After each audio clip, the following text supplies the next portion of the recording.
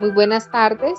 Desde la ciudad de Bogotá, hoy 11 de febrero de 2022, les saludamos desde su podcast en Educación e Inclusión, quien les habla su servidora Franci Ruiz. Hoy trataremos un tema muy interesante y de constante debate en la actualidad, cuando se reconoce a los niños y niñas no solamente como sujetos a ser protegidos en casos de vulnerabilidad, sino como sujetos plenos de derechos. Y ese tema es precisamente la atención de las poblaciones diversas desde el enfoque de derechos. Para comenzar, la profe Diana Guarín nos hace una aclaración a qué se hace referencia con el enfoque de derechos. Buenas tardes, profe. Buenas tardes, Franci y oyentes. El enfoque de derechos entiende la educación como un derecho humano fundamental que tiene como principal objetivo generar una cultura de valoración de la diferencia y propiciar el reconocimiento del potencial que tienen las instituciones educativas como escenarios de encuentro y despliegue de la diversidad. Por tal razón, comprende y busca que todas las personas, incluidas aquellas con discapacidad, accedan y permanezcan en la escuela regular, haciendo referencia al término de inclusión, que así como manifestó la ONU, un sistema educativo inclusivo es aquel que por encima de cualquier otra característica prohíbe las prácticas discriminatorias, promueve la valoración de la diferencia, acoge la pluralidad y garantiza la igualdad de oportunidades. A nuestros oyentes quiero contarles que hoy también nos acompaña la profesora Jennifer Parra. Profe Jennifer, ¿qué puedes agregar tú a lo que nos ha comentado la profe Diana? Buenas tardes. Claro, absolutamente de acuerdo. Porque el enfoque de los derechos ha llegado a consolidarse como una necesidad de lograr eliminar cualquier tipo de discriminación, para así responder a la igualdad y a la equiparación de oportunidades que garanticen las igualdades en el trato. Reconocimiento de las particularidades del ser humano desde las condiciones de cultura, raza, género y condición para lograr la plenitud de su desarrollo. Y aunque la participación, la inclusión, la igualdad, la equidad aún no es plena, sí ha habido un avance significativo, pues el ejercicio de las políticas ha pasado del enfoque rehabilitatorio ligado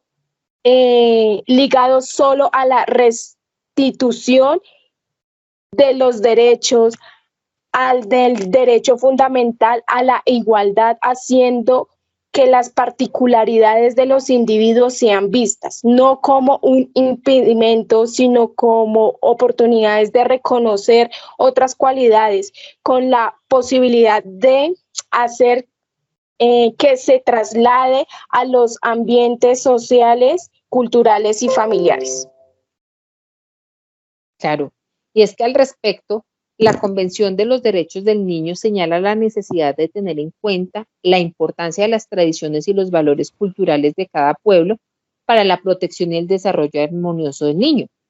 La CDN cuenta también con principios que orientan su comprensión y aplicación, como el principio de igualdad, universalidad y no discriminación, el interés superior del niño, la participación, la integralidad, la autonomía, la prevalencia.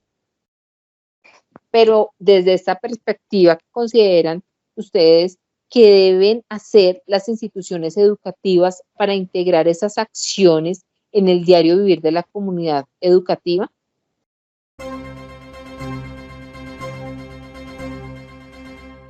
Profe Jennifer, las instituciones y los centros educativos deben tener una actitud humanista, caracterizada por brindar una educación en y para la diversidad, reconociendo las diferencias y asimismo desarrollando criterios de igualdad de oportunidades para todos.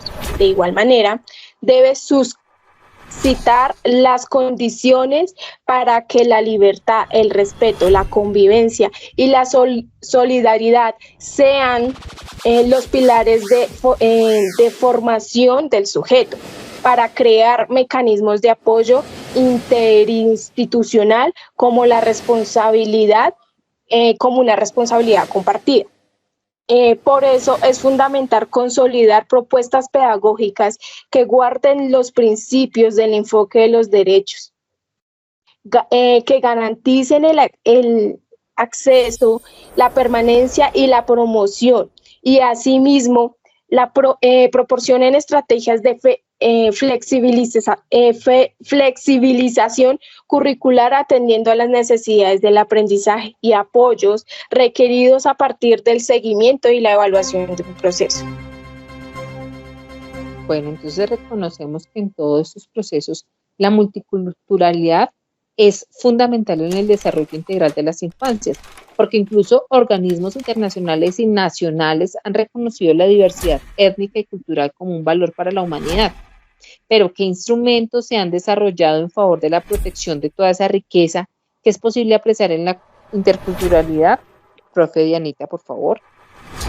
Este reconocimiento se ha hecho explícito en el desarrollo de diferentes instrumentos de derechos humanos, como la reciente Declaración Universal de los Derechos de los Pueblos Indígenas, la Convención para la Eliminación de todas las formas de discriminación contra las mujeres, la Convención para la Prevención, Sanción y Eliminación de la Violencia contra la Mujer, la Declaración sobre Orientación Sexual e Identidad de Género, la Convención sobre los Derechos de las Personas con Discapacidad.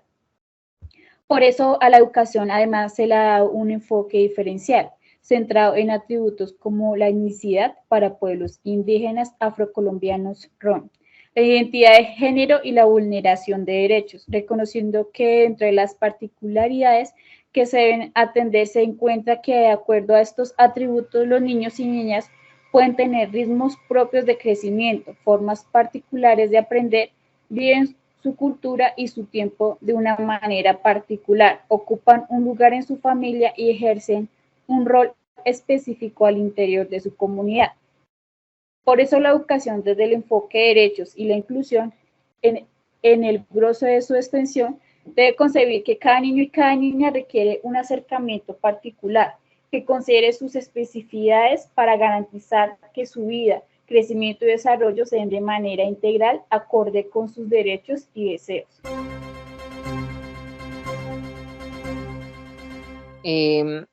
Yo considero que es muy importante lo que han aportado estas panelistas, pero entonces comprender el horizonte, para comprender mejor el horizonte de esos enfoques, queremos saber en Colombia desde la primera infancia, cómo se atiende a la población infantil para garantizar el pleno goce y disfrute de la educación como derecho fundamental que al ser extenso e inclusivo garantice la calidad de la misma. En Colombia tenemos una política pública para la primera infancia, que enmarca lo que se habló anteriormente y es la estrategia de 0 a 100. Y es que la estrategia entiende que las múltiples configuraciones de la diversidad se derivan de las características, condiciones, contextos o situaciones particulares de los individuos y de su interacción en el contexto y no exclusivamente de situaciones de vulnerabilidad. Por eso, al entender la atención integral a la primera infancia desde una perspectiva de reconocimiento, respeto y celebración de la diversidad que considera la protección integral de los derechos de los niños y las niñas reconocidos como derechos individuales, pero también los de sus familias y comunidades como derechos colectivos.